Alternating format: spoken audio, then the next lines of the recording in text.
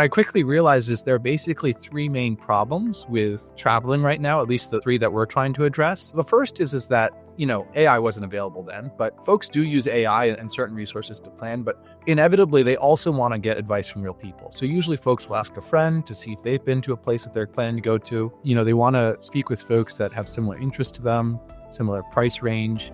And that's really hard to find. The second problem, depending on where you go in the world, or even regionally sometimes, the best resource is different. And the third thing is that the process of actually building a plan and itinerary is also broken. And I think that's because usually they're dedicated apps for planning, and that means that you have a copy-paste problem, a download-upload problem. And our thesis is that you should actually be planning in the same platform or place that you're doing your research. The vast majority of my clients do a great deal of traveling. Do you? What do you think would make traveling, and most of all, preparing to travel, easier? With this introduction, I want to welcome my son, Chris Stockwell. I'm so glad you're here. And really, I am just so excited about the company you're building and how you really are revolutionizing travel and travel planning. And I want my entire audience to know about this thing that you've created and be able to benefit from using it in their own lives if they want to. So a big welcome to you. Well, thank you so much. I really appreciate you having me on, and I'm so happy to get that conversation with you and, of course, to your audience.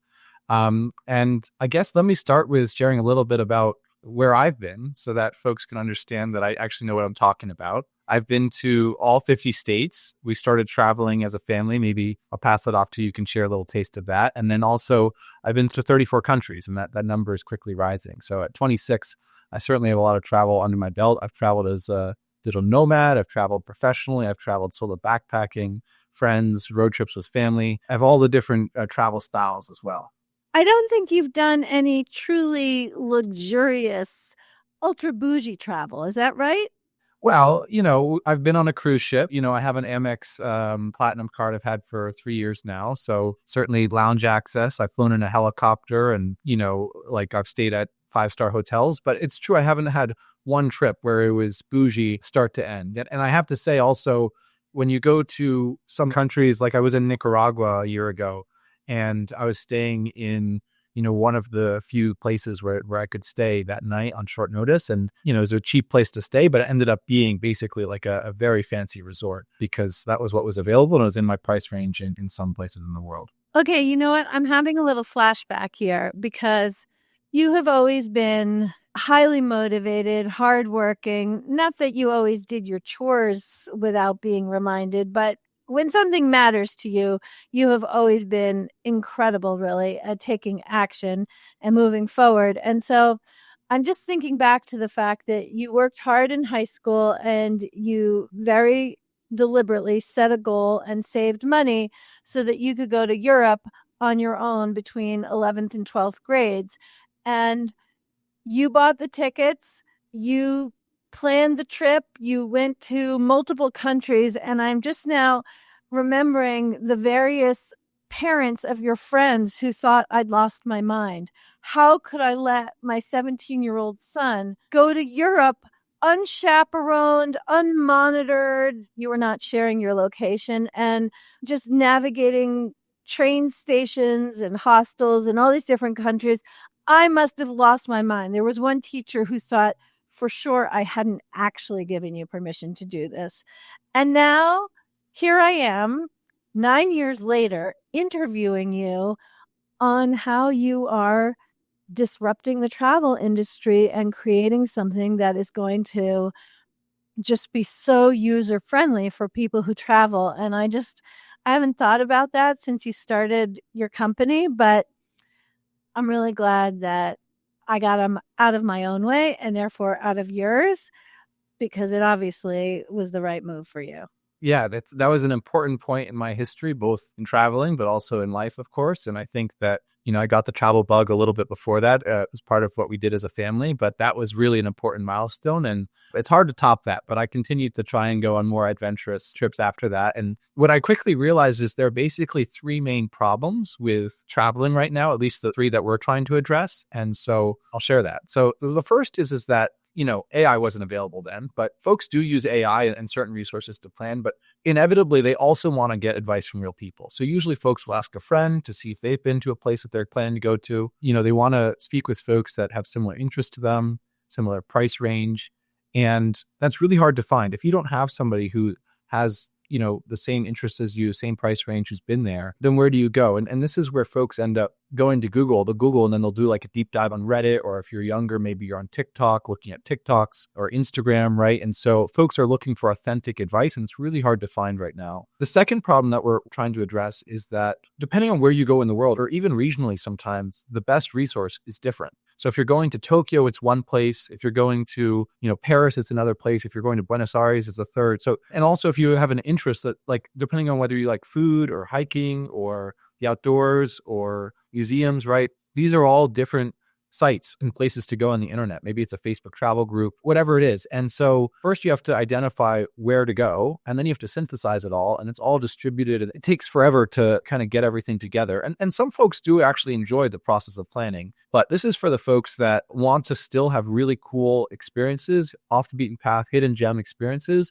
without so much hassle, like source all that information. And the third thing is that the process of actually building a plan and itinerary is also broken. And I think that's because usually they're dedicated apps for planning. And that means that you have a copy paste problem, a download upload problem.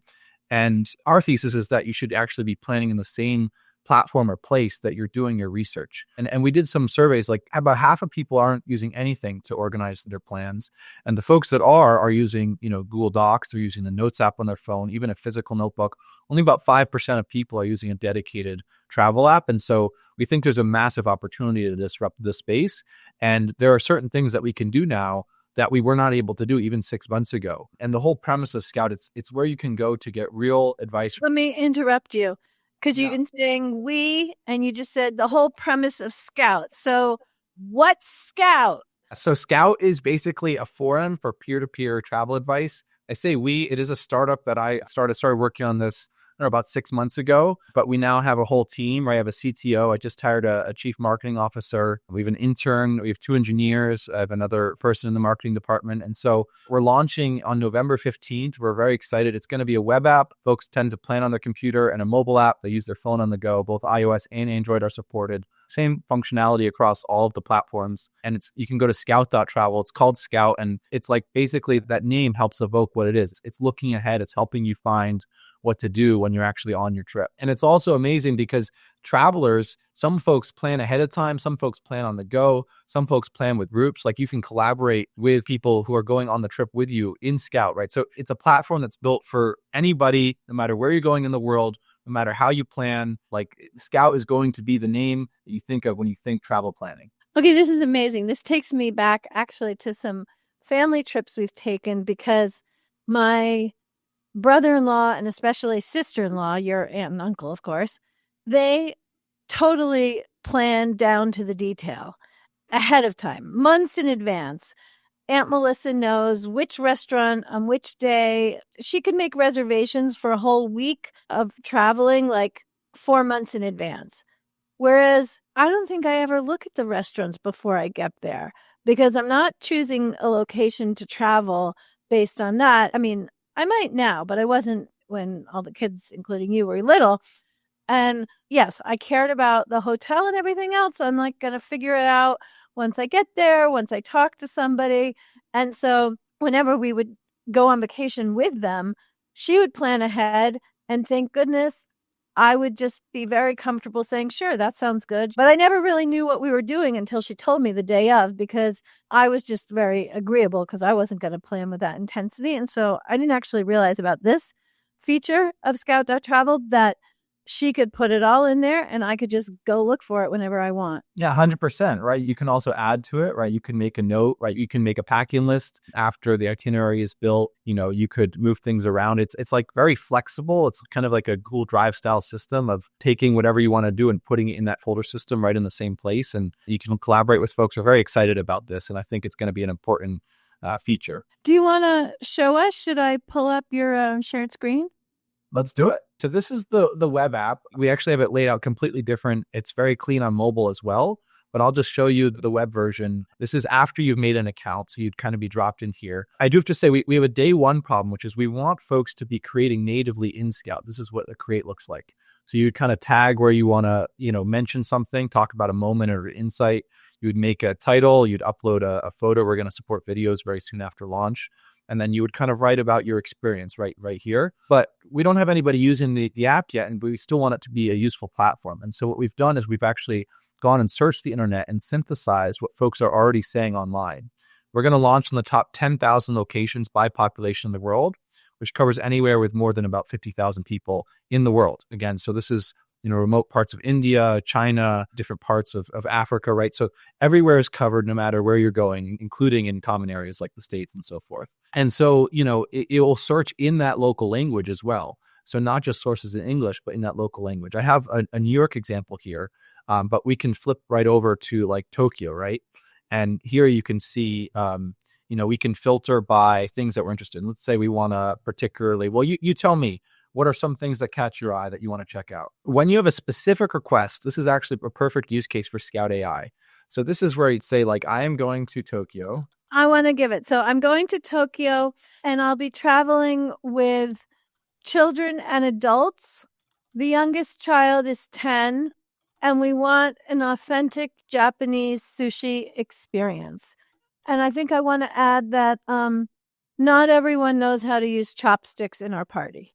Okay, great. So it is going to search the internet and take a look. This is very similar to what you may be used to with Gemini or ChatGPT. And then it's going to give her a response. And again, we're pre-launch, so we're working out a few kinks. I'm curious to see if it'll be working, but it should also, in addition to recommending this, it will give you relevant insights that people have actually created on the left related to our conversation. One of the really cool things here is it's also going to recommend, it's going to take a look at your conversation and recommend what real people are saying related to this conversation.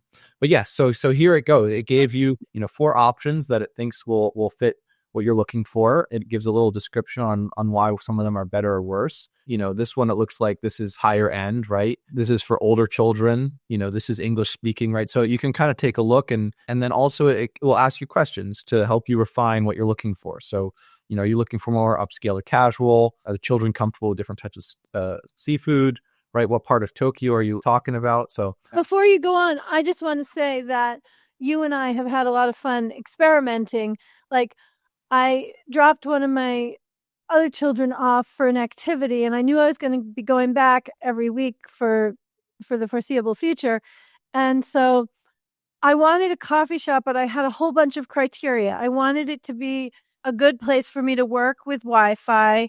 I wanted it to be as close as possible, of course, with good parking. And I don't remember what other criteria I had, except that I think I didn't want it to be a chain. And so Google Maps could show me coffee shops, but that didn't actually give me the answer. And the reason I wanted to find a place is I'd driven around and parking had really been problematic. So I wanted a place with easy parking. And I think I put it in ChatGPT and it had some options and I checked them out and they really did not meet my criteria adequately. And then you put it in scout.travel and I loved the answers. I checked 2 of them out and one I went back to for many weeks afterwards. And so I think it's easy to sort of think, well, AI is AI. But no, I don't know what you've done, but the AI that you're using for scout.travel is so much better when it comes to these kinds of requests from the AI. Yeah, amazing. I love it. And really what we want is we want folks to try out Scout, see something that's interesting, and then have a cool experience in real life. And if they have a cool experience in real life, they'll keep coming back. That will hopefully be, just try it once and you'll be convinced. And if you have a specific question, this is the place you go. I do want to show a few other things that we have in the app. So we have real-time currency updates. We actually have the weather, including a 7-day forecast, so you can plan accordingly. And again, this is all in mobile as well. We also have a guide, right? So you can see the recommendations on food and drink. So you know the costs of local dishes. You get recommendations on food safety, culture guide in Japan, right? You need to know about the greeting customs, what's typical about photography in public, right? What are some local apps that are recommended that you should check out? We have a whole money guide, right? These are other benchmarks and what's recommended for bargaining and negotiations, right? Languages. So this is like a guide on phrases that you might need to know. right? How much is this, right? The numbers, right? 1 through 10. So this hopefully is going to be very useful as a quick reference for folks. Even the local outlets that you need to know, right? We're trying to predict what people will ask about before they even know they need to ask about it. I want to say something about that because where was I? I think it was with you last weekend. I live in California, you live in New York, but we were together in Maryland. And there was something about outlets. And for me, living in Northern California, when you said outlets in that conversation, and the same thing here when you said they're outlets, I immediately thought of like good shopping deals, outlets. And so in that other conversation, I realized, oh, you mean electrical outlets. And I see that here. It's just very funny to me, outlets. You might, since it's early stage, consider like using an adjective, or maybe most people know that's what it means. That's actually helpful. And we definitely want to incorporate user feedback. And so as you use this and you have things to share, we'd love to hear it. You can email me at chris@scout.travel. We'll probably have a form on our website as well, but feel free to reach out directly. And that's great to hear. Here's a great example, right? Should you buy a new, like something to convert your electrical outlets for Japan? Well, it looks like you don't actually need to. It's the same as America. I didn't know this. And also the emergency numbers. You can call the police directly from here with one click on your phone so that you don't have to memorize it for every country that you're in. Amazing. And then one other thing that you can use to discover is you can look visually. So as we zoom in here, it should load additional insights. So you can basically look around where you're staying. And again, it's going to be even more than you can see here. This is just our initial version. But basically, you can look around the hotel. If you're taking a road trip, you can look along the road you're going to travel. This is using Google Maps. And this is going to be really cool. We're going to use this for itinerary planning. So when you find cool things to do, you can also look at it visually. And that way you can kind of map A to B where you want to go. So yeah, you can explore this way. And I just want to show, if you click on one of these, you can see all the places that are mentioned in here. So if we clicked into this, and it looks like it changed, but if we take this insight, it looks like it mentions 4 places right around here. Or if we click on this one, it immediately pulls to that insight and you can see other ones that are relevant as well. One of the things that I really love about this, because I haven't actually seen it in this detail, is that I'm really not tech savvy at all. I mean, I know more than some people and very little than compared to most. And the thing about this app is that it's similar enough to other things like looking at the Google Maps or the way the guides are set up. It just seems so wonderfully user-friendly for being able to access so much useful data. 100%. And we thought about should we set up a user tutorial? And we may at some point in the future, but the whole point is we want to set up something that's so user-friendly that we don't even need it. Everything that's here exists to some extent, but we're making it easier for folks to use because then they don't have to go find it and it's intuitive.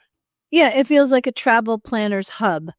Right, exactly. And importantly, this is our ideal end state, right? As once we get enough users actually creating content, is you can just trust that Scout is always going to have cool things to do. And this is the only place you need to do your research. And you have the AI, you have the humans, you have the planning. It's all right here. That includes group chat. So I'm curious really to see how much folks use this. But, if we join the Tokyo group chat, we can search for any city in the world. And there's a dedicated group chat where you can talk with other travelers who are either planning a trip to go there or who have already been there. And it's a really cool way to just get to know folks. And you can also search these group chats. So maybe you want to see if someone has already asked the question that you want to ask. And you can do that right here, or you can just see what folks are talking about. And I just want to show everything in the app, you can save to your plans. So we're going to do this here. Let me first show you the plan section. So this is what happens when you're dropped in here. We're going to create a trip. Let's say we want to go to Tokyo, and we'll make this one yellow. I don't know what Tokyo's color is, but we'll say it's yellow. And then we want to make a folder for day 1. We can make this purple. Just showing that you can kind of categorize things appropriately. And then we'll make one. It'll be a simple 2-day trip. And let's say that we have the group chat, right? We want to put the group chat in Tokyo. We're going to save this to the main folder. And, we want to go to the sushi place. We're going to put this on day 2. So we'll save this in day 2. And we're going to find a couple cool things that are interesting. We'll save one from here. We'll try and do this one on the first day. And then we'll find one from the main screen and put this one in this. Maybe we're not sure what day we're going to put it in. So we'll put it in both. It's so incredible. I totally see how this is like a playground, and whatever it is that I discover and am interested in, I can put it so that it will be where I want to find it when it becomes relevant. 100%. This is completely flexible. And again, every traveler, like I said personally, I've been solo backpacking, traveling professional, and traveled with my family. Everyone travels differently and travels differently at different times. And the idea is that it fits you and you can personalize this the way that you want. I really love this. And does this in some way then, especially once the photo section is set up, does this also in a way function as like a scrapbook of any particular trip that's been taken? Yeah, 100%. So you can upload photos, right? This is going to be something as a quick follow-up we're going to do after our MVP. But the other thing is you can look at your profile, and if you created a whole bunch of things, you can see them here. I'm going to just set this up so you can see the way it looks. We have both created and likes. But if you have all the things that you've created, it will be in a dedicated feed right here on your profile. And if you like other people's work, they'll show up here. So you can see what other people have created as well. And this is a cool way to hopefully grow a following. And, it's almost like social media for traveling in a way. Yeah, it's super cool. I know all these different people who do a great deal of traveling, and I would love to follow their feeds. I think it would be super interesting. I'll just say that in addition to creating regular posts, one thing we want to do is we want to have folks be able to create itineraries and then also share those publicly. So you can get a compilation of all the ideas that somebody thinks on their trip, because that's another big use case that we've heard. But is it possible to have them be like public once I'm home, but private while I'm traveling just for safety purposes if I don't want people to know where I am? 100%. Totally optional. You can share it if you want to, but the default is that it doesn't share. It's only for folks that want to give that extra level. I just feel so excited about this also because I'm in 2 different Facebook groups with women physicians on travel.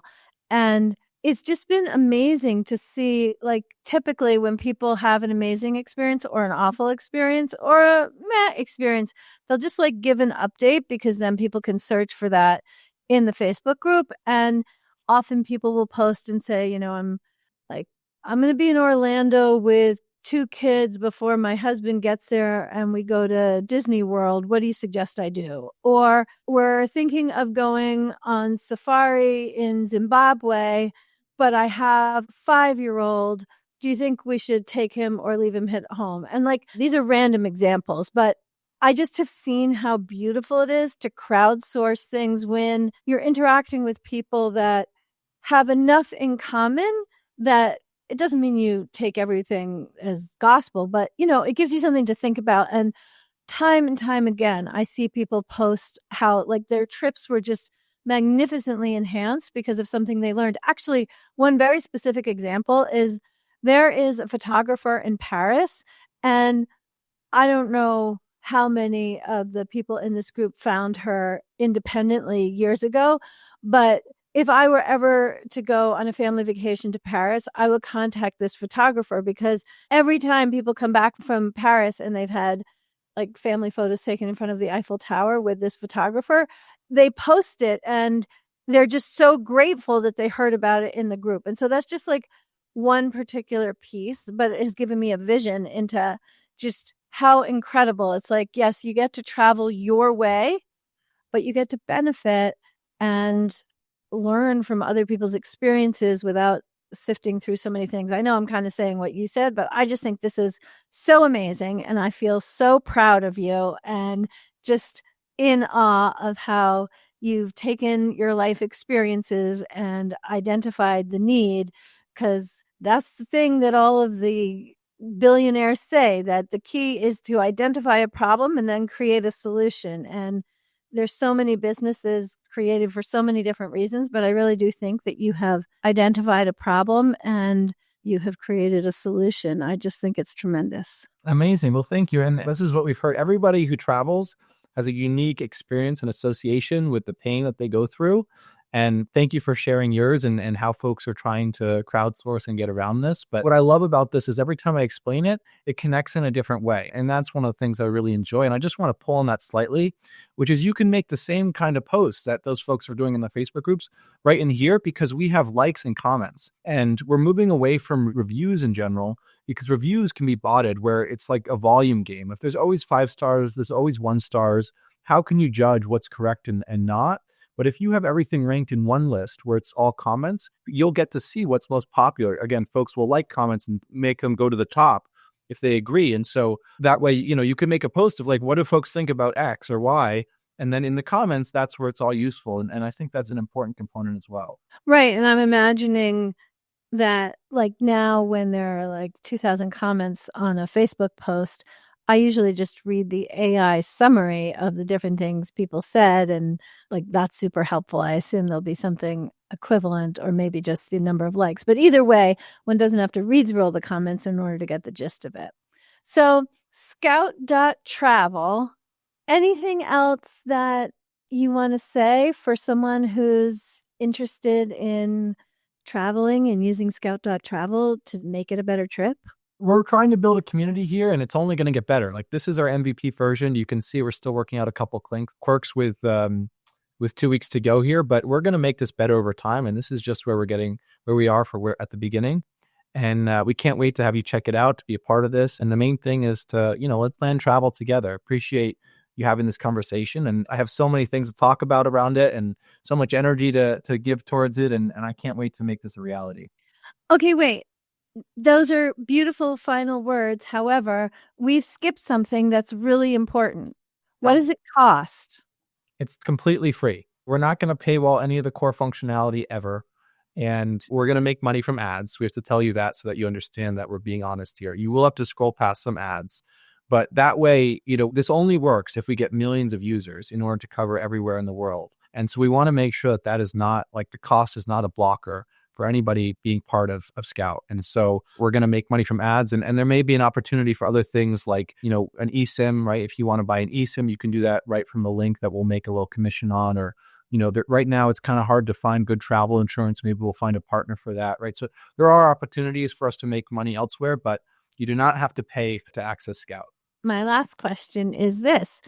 Where are you going next? Where am I going next? I am going to Mexico with Matthew, my younger brother, and one of your other sons. And I'm very excited about it. Okay. And do you have any particular ways that you're planning to use Scout.travel beforehand to plan? Or are you going to do it while you're there? How are you going to use your app?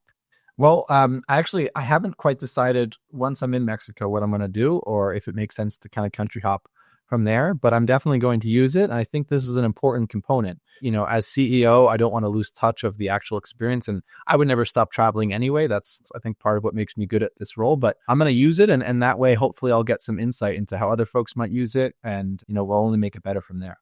Okay. Thank you so much. Thank you. I appreciate you having me on, and it's so lovely to be able to connect with you and speak to your audience.